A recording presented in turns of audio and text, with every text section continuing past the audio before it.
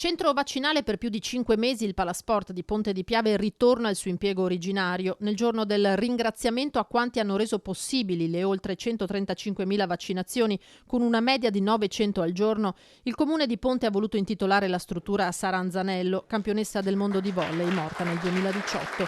Da una parte il coraggio di Sara contro la malattia, dall'altro il coraggio dei sanitari, dei volontari, degli amministratori contro il Covid-19. La nostra campionessa è davvero un ricordo a lei che ha voluto lottare, ha dato tutta se stessa, un esempio per le giovani generazioni e un grazie a tutti i volontari, al personale sanitario, a tutta la squadra e dei colleghi sindaci e delle nostre società sportive che hanno capito l'impegno del territorio verso un bene più grande che è la popolazione. A Ponte si chiude un capitolo, ma nell'intero territorio veneto si apre una nuova fase. Diciamo che siamo nella fase della convivenza in cui continua la campagna vaccinale con numeri sicuramente ridotti, perché noi siamo con le prenotazioni all'81,7%, quindi un risultato molto importante.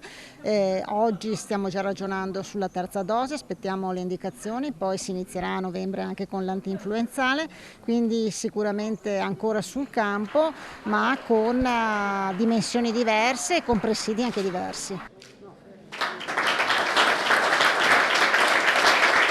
L'opera che ha fatto lo scultore, che con le mani di Sara Anzanello che si aprono al mondo, si aprono alla voglia di vivere, dimostri che questa fase è proprio quella. Oggi i cittadini hanno voglia di tornare a vivere, di tornare alla normalità. Per Nicoletta e Walter Anzanello la sorpresa di trovarsi davanti le amiche di sempre di Sara. Il mio augurio è che tutti i ragazzi che passano qui dentro possano trovare in Sara uno stimolo per fare qualcosa di più e fare quello che mi piace. Non possiamo tornare indietro, quello che è stato, però la giornata di oggi mi dà la dimostrazione di tutto il bene che ha fatto Sara e della bella persona che era, e la presenza delle sue amiche del cuore, che è stata veramente una grande sorpresa, mi ha emozionato tantissimo e io penso che Sara dall'alto ci veda.